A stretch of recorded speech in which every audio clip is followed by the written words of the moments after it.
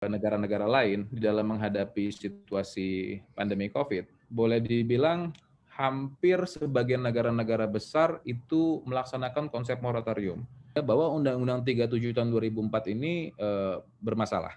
Betul, banyak masalahnya ya. Kalau pendapat gue mungkin jangan digeneralisir ya. Semua case kayak gitu. Ada juga yang baik-baik. Utang puluhan triliun juga bisa selesai dengan baik-baik sebenarnya. Kepilotan itu bukan hanya terjadi karena permohonan pilot, tapi juga karena PKPU yang gagal. Kajian sementara temporer moratorium ini akan dilihat secara bertahap dalam konteks per 6 bulan.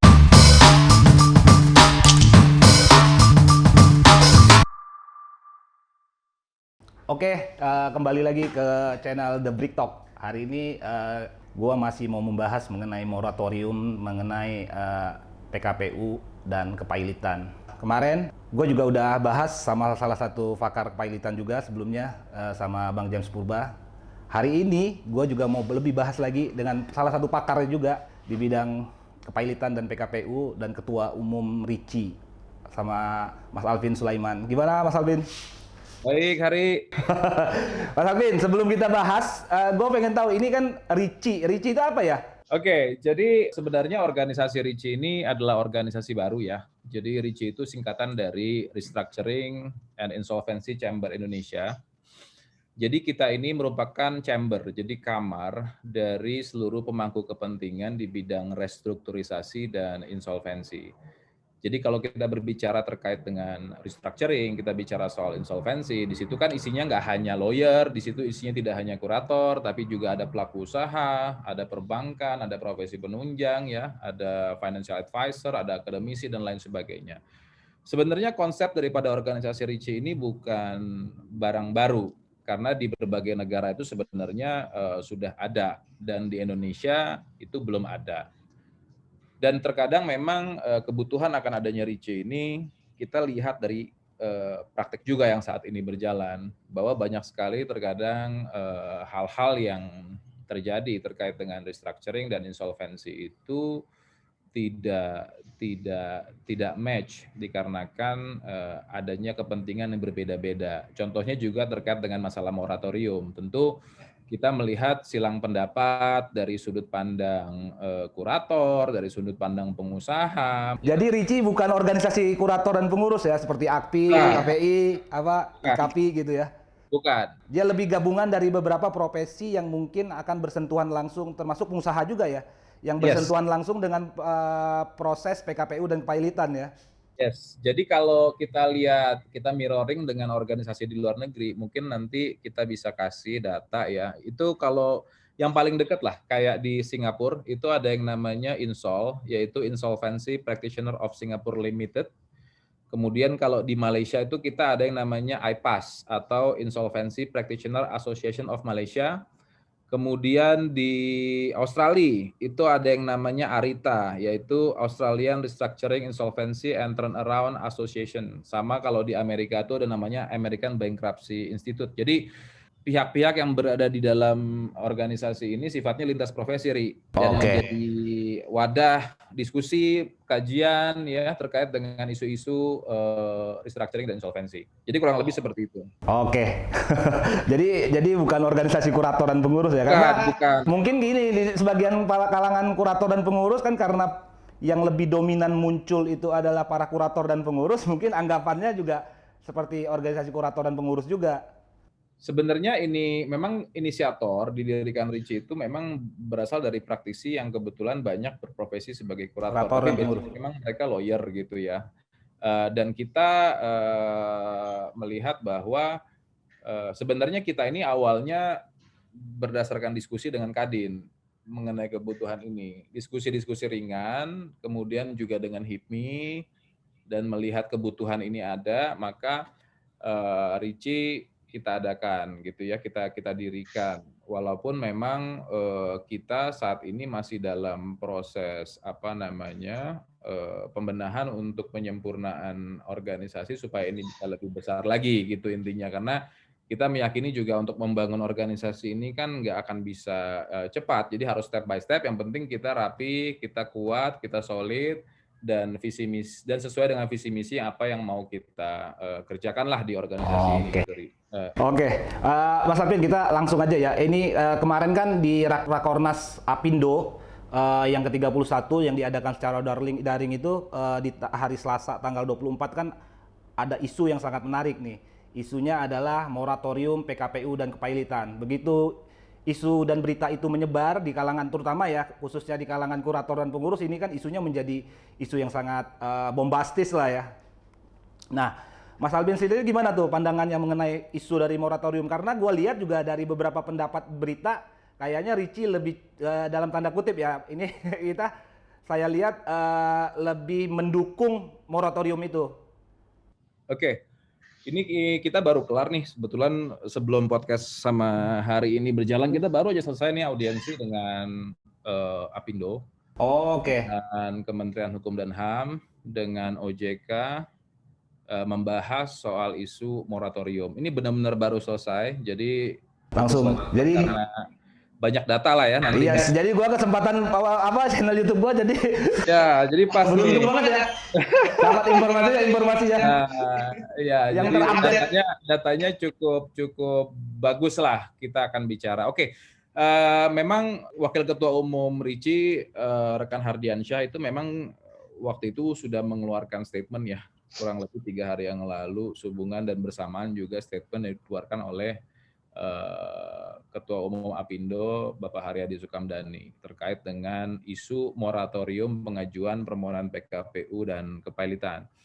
Memang kalau dari sudut pandang Richie, isu moratorium ini bukan satu hal yang baru, dikarenakan pada bulan Oktober 2020 berdasarkan hasil kegiatan bersama kita dengan HIPMI, kita menyelenggarakan webinar, isu mengenai moratorium itu sudah mencuat dan kita sudah sampaikan juga ke pihak-pihak yang berwenang ya terkait dengan adanya usulan ini. Yang kedua, pada saat kegiatan kedua mengenai PKPU secara online, salah satu narasumber kita dan juga narasumber Richie, Pak Aji Wijaya sendiri itu sudah menyampaikan juga gitu ya beberapa materi terkait dengan moratorium. Dan hari ini juga nih menariknya Ri, jadi ini kita cukup amazed lah bahwa ternyata Kementerian Hukum dan HAM dalam hal ini adalah Dirjen Perundang-undangan memang sudah punya database yang menurut kami perfect ya terkait dengan moratorium. Jadi kalau kita melihat ya dan kita mengaca ke negara-negara lain di dalam menghadapi situasi pandemi COVID, boleh dibilang hampir sebagian negara-negara besar itu melaksanakan konsep moratorium. Jadi kalau kita lihat nih misalnya contohnya Singapura. Di Singapura ini mereka sudah menerbitkan tentang undang-undang yang namanya Temporary Measure Act 2020. Kemudian di UK itu dikeluarkan undang-undang tentang temporary measure atau moratorium, yaitu UK Corporate Insolvency and Governance Act 2020. Kemudian dua lagi nih kita lihat nih Jerman ya. Jerman itu juga sudah menerbitkan peraturan mengenai moratorium dengan nama The German Act on Temporary Suspension of Limitations of Corporate Body in Cases of Insolvency Caused by the COVID-19 Pandemic. Ya, terus kemudian Australia mengeluarkan peraturan tentang Coronavirus Economic Response Package Omnibus Act 2020. Jadi kalau kayak di Inggris ini di dalam ketentuan peraturan moratoriumnya dicantumkan secara tegas adanya larangan sementara bagi kreditur untuk mengajukan penagihan dan permohonan kepailitan perusahaan insolven akibat dampak COVID-19 sampai dengan September 2020. Ya, yang saat ini telah diperpanjang sampai dengan 30 Desember 2020. Nah, jadi kalau di Inggris itu konsepnya mereka nggak langsung direct nih, misalnya moratorium selama 3 tahun. Nah, jadi mereka itu step by step. Dilihat dulu nih kondisi 2 bulan keadaan stabil. Kayak PPKM lah ya. PPKM ya. Nah, kayak PPKM mirip di kita. Terus juga Jerman juga sama, ketentuannya hampir mirip sama Inggris. Kemudian kalau Singapura, dia agak lebih rigid karena dia menyatakan langsung berlaku 6 bulan moratorium itu, jadi memang nggak cukup lama. Dan selain dia diatur dalam jangka waktu 6 bulan dan dapat diperpanjang ya, sama seperti kayak PPKM juga, itu juga diatur mengenai rigid-rigid apa yang diperbolehkan. Artinya gini, nggak mutlak permohonan PKPU ke Palitan itu nggak boleh. Tapi selama dalam konteks moratorium itu betul-betul harus dilihat siapa yang boleh mengajukan permohonan PKPU dan kepalitan. Misalnya adanya ambang minimum permohonan kepalitan dinaikkan dari yang sebelumnya 15.000 SGD itu dinaikkan ke 60.000 SGD untuk debitor perorangan ya. Yes. Kemudian untuk debitor perusahaan yang sebelumnya 10.000 SGD itu dinaikkan ke 100.000 SGD. Kemudian ada keringanan sementara bagi debitor dari tindakan hukum kreditor hingga 6 bulan terhitung sejak 20 April 2020. Nah, juga Australia itu juga mengatur agak lebih rigid mengenai moratorium itu, mengenai ambang minimum utang yang dapat diajukan permohonan kepalitan ditingkatkan dari 2.000 Australian dollar menjadi 20.000 Australian dollar. Kemudian waktu untuk merespon tagihan diperpanjang dari yang tadinya 21 hari ke 6 bulan.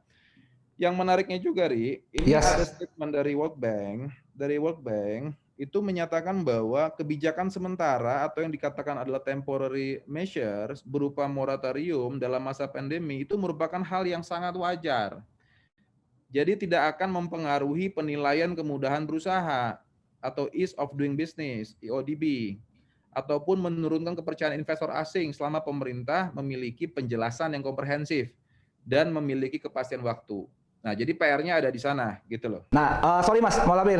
Tapi kan isunya kan begini, isu yang berkembang itu kan sekarang isu tentang moratorium PKPU dan kepailitan ini kan yang digagas oleh Apindo itu kan hanya pemerintah hanya berdasarkan sepihak, berdasarkan data dan keterangan yang dari Apindo, dari sisi pengusaha aja, dari sisi debitor ya terutama ya, dan tidak melihat secara keseluruhan dari sisi kreditor. Makanya artinya gini, kalau ini kan sebenarnya bukan hanya dari Apindo, tentu mungkin Apindo yang speak up-nya ya. Speak up-nya dari sudut pengusaha gitu kan, tapi tentunya tadi kita rapat gitu ya, kita mendengar secara tegas bahwa OJK pun mendukung adanya moratorium ini. Ya, artinya kita nggak melihat dalam konteks pemerintah secara sepihak, artinya lembaga-lembaga lain pun sebenarnya sudah mengamini.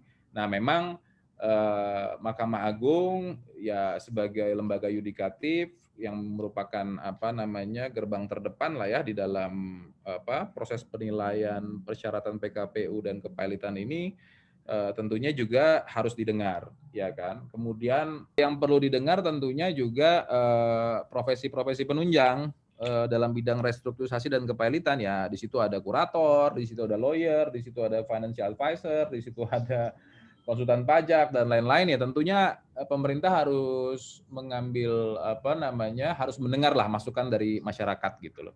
Tapi kan gini Mas Apin, kalau berita kan yang gue dapat tuh di rapat tanggal 30 Juli yang diadakan oleh Menko Perekonomian itu kan hanya melibatkan pengusaha dan sisi pemerintah aja, tidak melibatkan kalau informasi ya gue nggak tahu nih informasinya benar atau nggak melibatkan profesi kurator, yudikatif juga, Mahkamah Agung dalam hal ini ya.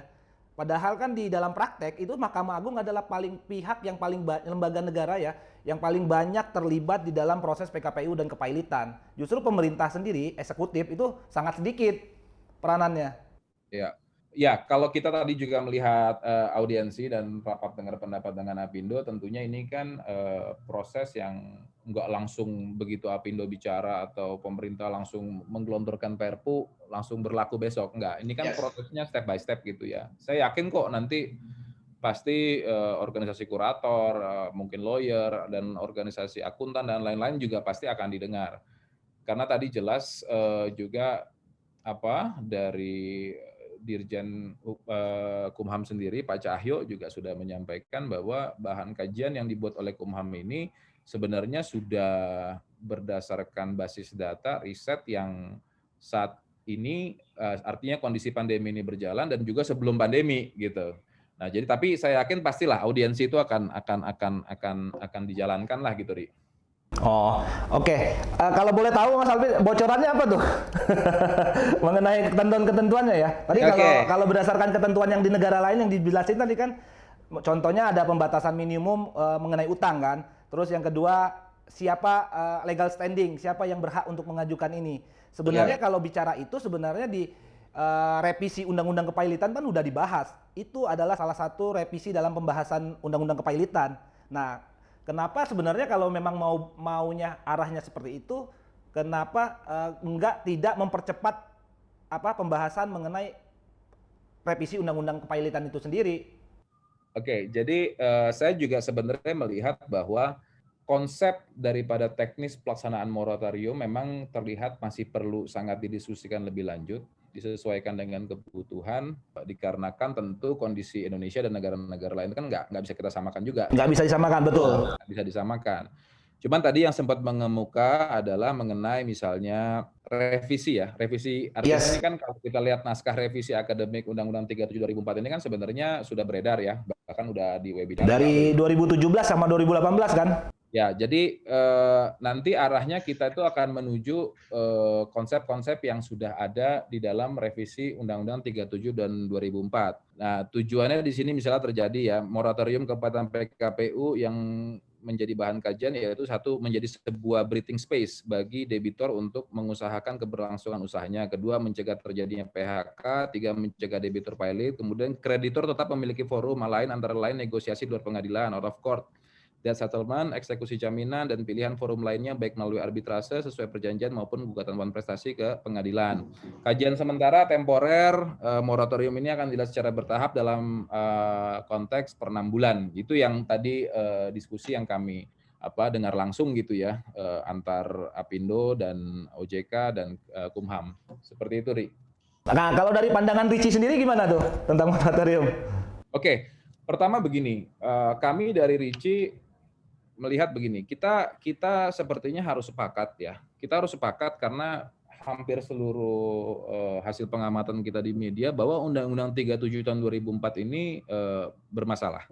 Betul, banyak masalahnya ya. Ya, banyak masalah. Masalahnya A, B, C, D, mau kita bahas satu persatu nanti apa tidak, nanti kita akan lihat. Tapi yang pasti begini, jadi kayak tadi nih cerita dari salah satu pengusaha lah ya, yang saya nggak usah sebut namanya, sedang berhadapan dalam situasi PKPU gitu kan, dan kepailitan, di mana usahanya melibatkan banyak sekali karyawan gitu kan, dimohonkan PKPU oleh salah satu bank.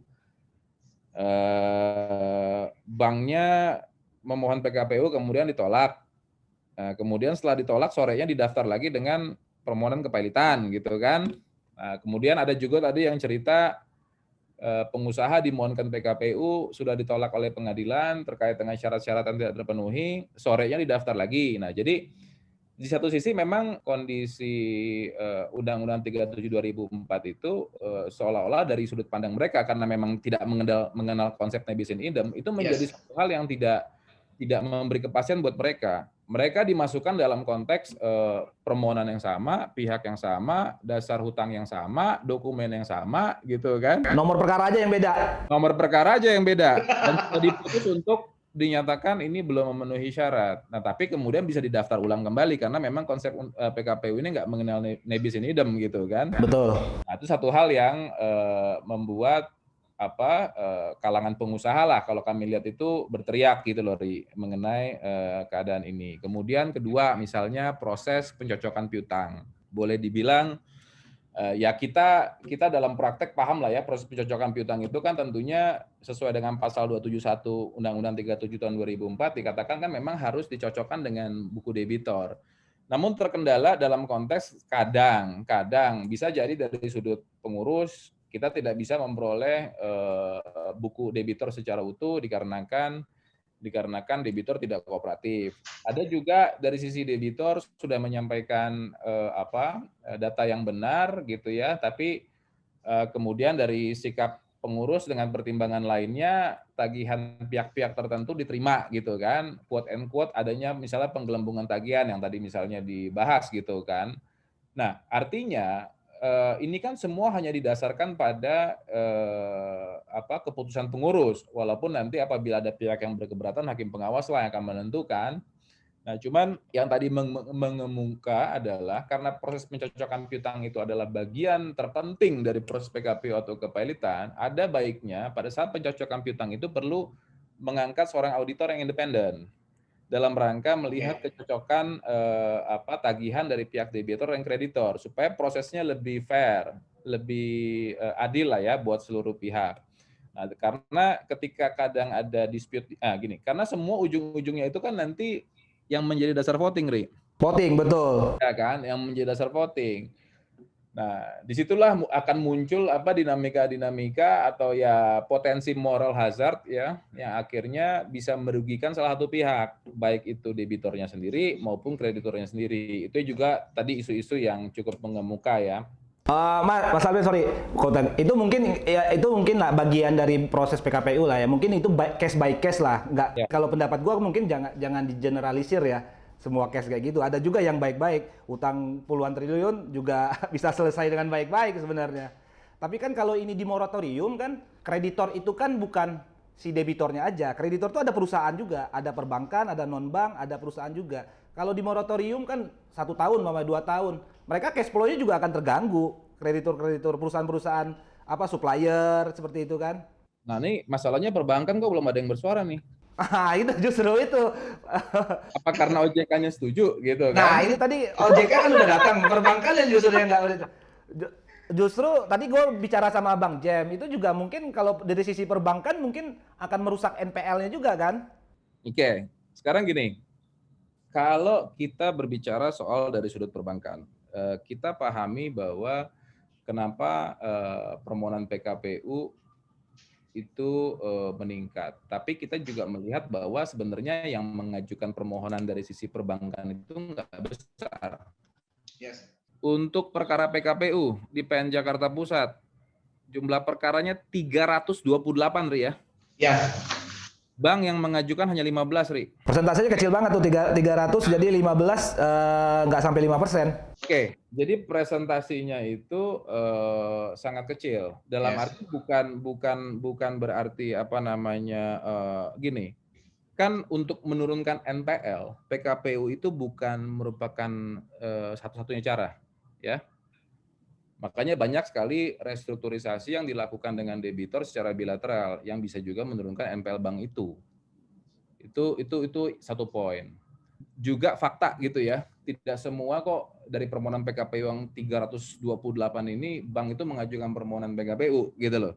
Yes. Artinya dan kedua, kalau hari lihat ya di selama pandemi COVID-19 ini, pemerintah itu sudah menerbitkan hampir 1, 2, 3, 4, 5, 6, 7, 8, 9, 10, 11, 12, 13, 14, 15, 16, 17, 18, 19, 20 peraturan tentang antisipasi dampak COVID-19 khususnya terkait dengan masalah relaksasi ya dan restrukturisasi ya. Ini ada PP nomor 43, PP 29, PP 33, PMK 53, PMK 70, PMK 71, PMK 85, PBI 22, PBI 22 2020, ada PLPS, ada POJK 11, POJK 2, POJK 14, POJK 17, POJK 18 ya. Jadi kalau kita lihat PKPU itu bukan merupakan satu-satunya cara untuk menurunkan NPL bank.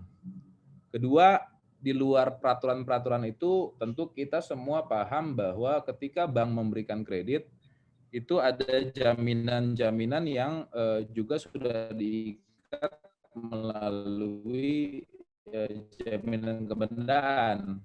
Oke. Antaranya misalnya hak tanggungan atau fidusia gitu kan, yang artinya bank silakan bisa mengeksekusi ya kan, siapa yang akan membeli dan lain sebagainya. Memang tentunya ini situasional yang akan belum tentu pembeli dapat gitu kan, susah menjual barang gitu kan, belum tentu eksekusi akan bisa menghasilkan recovery yang maksimal gitu.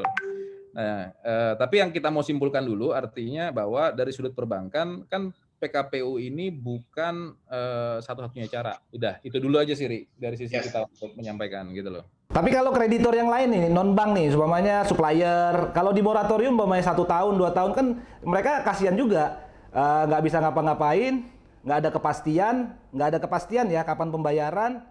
karena mau upaya PKPU atau pilot juga bisa.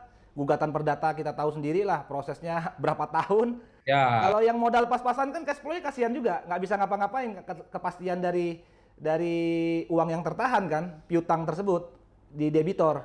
jadi tadi Ari udah nyinggung tuh soal kepastian di dalam gugatan perdata. Nah, artinya gini, yang menjadi permasalahan berarti kondisi moratorium itu bukan kesempatan bagi debitor ini untuk nggak bayar utang, bukan menjadi kesempatan untuk debitor itu untuk mengemplang utang, bukan begitu. Yang namanya kewajiban ya tetap harus dibayar. Gitu Yes, kan. karena isu yang berkembang kan begitu kan. Kalau isu yang berkembang beberapa hari ini kan terkesan dari beberapa ini kan, ini kesempatan debitor yang beritikat buruk untuk mengemplang utang. Ya. Karena ada jangka waktu moratorium kan. Ya, memang pranata hukum itu kan sudah ada. Artinya pranata hukum yang disiapkan untuk kita menagih hak atau menuntut hak itu sudah ada. Selain tadi proses restrukturisasi di luar pengadilan, beberapa peraturan-peraturan tadi kita omongin itu, kemudian kita juga kan mengenal ada konsep gugatan perdata. Kita juga mengenal adanya gugatan melalui arbitrase dan lain sebagainya. Persoalan apakah proses itu panjang, apakah efektif dan lain-lain, itu persoalannya adalah di sistem hukum. Makanya itu yang kita harapkan supaya moratorium ini dilakukan sementara ini adalah mengkaji semua aspek ketentuan hukum, tidak hanya masalah Undang-Undang 37 tahun 2004, tapi juga hukum acara perdata kita atau HIR kita ini udah ketinggalan zaman.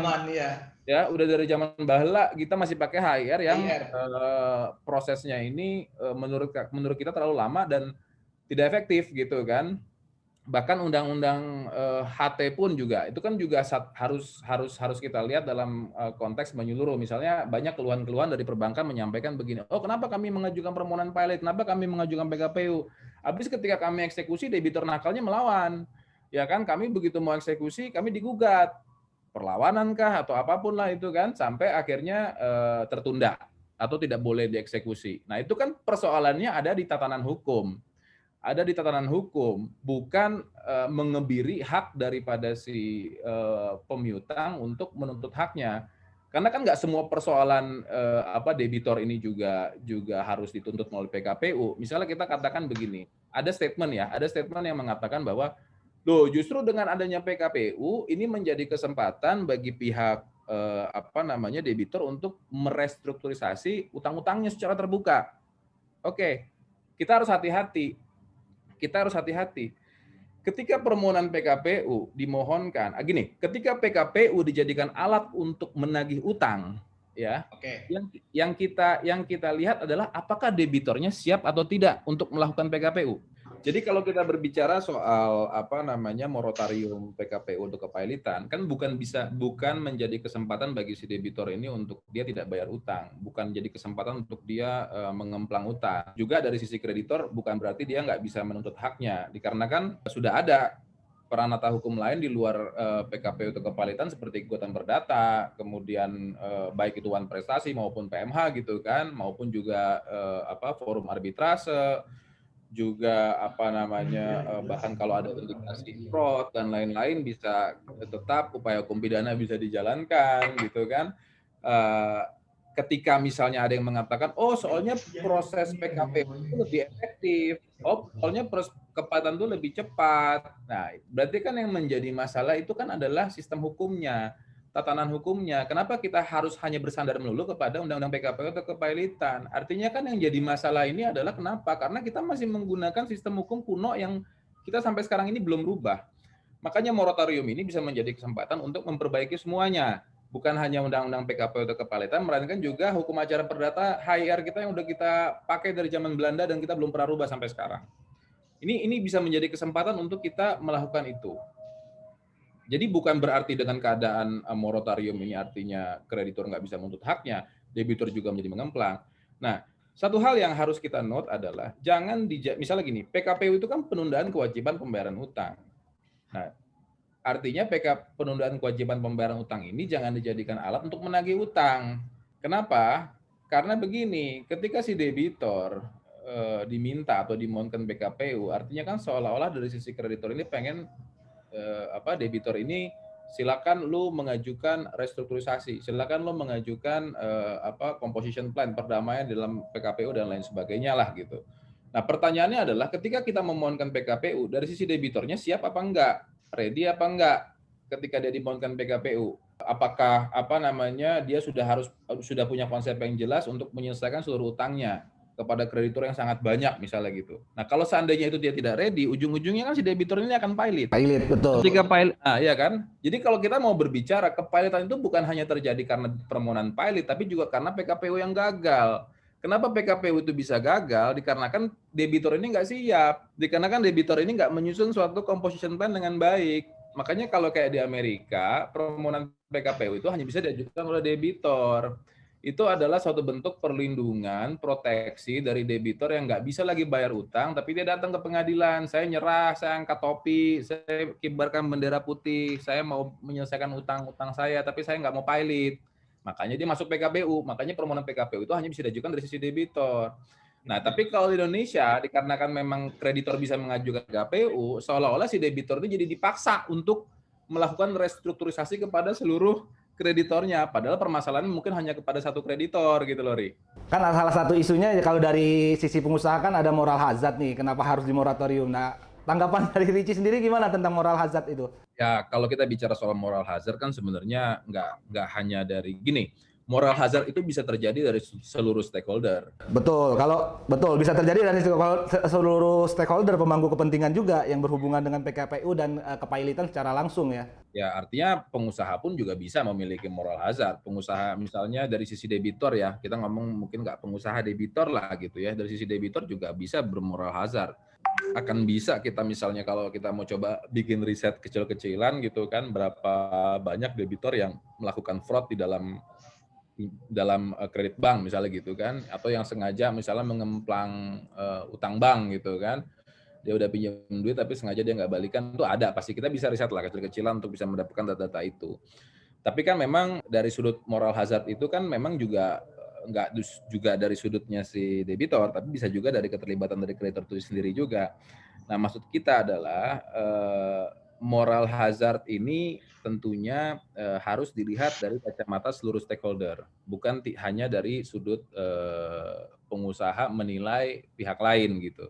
Jadi kepada seluruh stakeholder dalam bidang PKPU Kepatan ini potensi moral hazard itu ada. Nah, tinggal bagaimana revisi terkait dengan undang-undang ini memperkecil potensi adanya moral hazard dari seluruh stakeholder. Seperti itu. Nah, oke, Mas Alvin terakhir nih sebelum penutup ya. Kalau dari Richie atau dari Mas Alvin sendiri lebih setuju lu untuk daripada moratorium dengan Perpu atau dengan revisi undang-undang sekalian? Nggak usah pakai Perpu. Kita sekarang sudah dalam kondisi COVID-19 ya, artinya pandemi sudah terjadi. Dan kondisi ini maksud kita adalah kondisi COVID-19 ini sudah diputuskan oleh pemerintah melalui Kepres nomor 12 tahun 2020 sebagai bencana nasional. Artinya kita tahu bahwa kita sedang menghadapi situasi yang sangat-sangat tidak normal. Ya. Sangat tidak normal, dibutuhkan suatu tindakan yang cepat di dalam mengisi kekosongan hukum. Menghadapi situasi yang sangat situasional ini, ya kita melihat bahwa Perpu itu adalah langkah yang tepat. Karena kalaupun misalnya kita memerlukan revisi undang-undang, itu kan ya kita melihat beginilah, wacana revisi undang-undang itu sebenarnya sudah kita dengar dari 2-3 tahun yang lalu ya. Naskah akademiknya pun udah ada. Tapi tidak pernah terwujud. Karena kita juga pahami bahwa proses pembahasan undang-undang ini akan panjang, karena kan perlu ada keterlibatan DPR dan lain sebagainya gitu kan. Nah, sedangkan dalam situasi seperti ini tentu pemerintah berdasarkan kewenangannya gitu kan bisa mengeluarkan Kepres. Tinggal persoalan apakah nanti Kepres itu sempurna atau tidak sempurna gitu. Itu ada lembaga kontrolnya lagi gitu di Mahkamah Konstitusi seperti kayak dulu kalau kita ingat di tahun 2002 itu kan pemerintah juga pernah mengeluarkan Kepres tentang terorisme. Perpu ya. Diuji ke MK gitu ya. Tapi maksud kami adalah ini adalah kewenangan pemerintah, bisa-bisa saja dilakukan.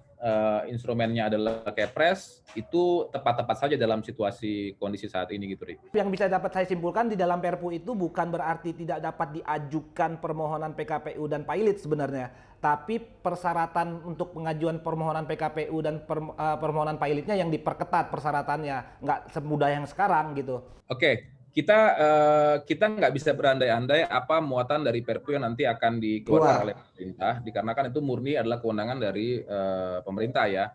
Cuman kalau kita lihat tadi data yang kami sudah sajikan di dalam podcast ini, masing-masing negara yang saat ini memberlakukan moratorium itu kan nggak sama. Ada yang benar-benar penuh tidak bisa diajukan PKPU kepalitan selama jangka waktu moratorium. Tentu. Ada yang mengatakan, ada yang mengatur juga tetap bisa mengajukan PKPU untuk kepalitan, tapi cuman syaratnya dibatasi gitu kan, nilai permohonannya dinaikkan dan lain-lain. Nah, artinya kita belum tahu konsep moratorium terhadap PKPU kepalitan ini apakah totally tidak bisa diajukan sepenuhnya atau tetap bisa diajukan dalam pembatasan. Biarkan mudah-mudahan semua pihak, seluruh stakeholder bisa menyumbangkan pikirannya supaya Kepres yang nanti akan dikeluarkan bisa mewakili kepentingan seluruh para stakeholder di dalam bidang PKPU dan insolvensi ini. Terutama mungkin organisasi kurator dan pengurus ini, karena kalau moratorium kan akan terancam kehilangan job juga nih. Iya, saya setuju. Memang organisasi kurator ini pengurus juga pasti adalah pihak yang harus didengar. Itu dan lagi pula kan tadi juga kami dengar ya Kumham pun juga tadi kan sampaikan bahwa apa yang disampaikan di dalam materi-materi Kumham itu kan sebenarnya juga sudah berdasarkan banyak bahan kajian dari situasi diskusi ya dengan organisasi kurator juga, walaupun memang sepertinya mereka belum mengadakan diskusi yang resmi gitu ya dengan organisasi kurator. Tapi saya rasa pasti akan ada, jadi mungkin kita tunggu aja, Ri. Oke, terakhir kesimpulan dari Richie gimana tentang isu moratorium?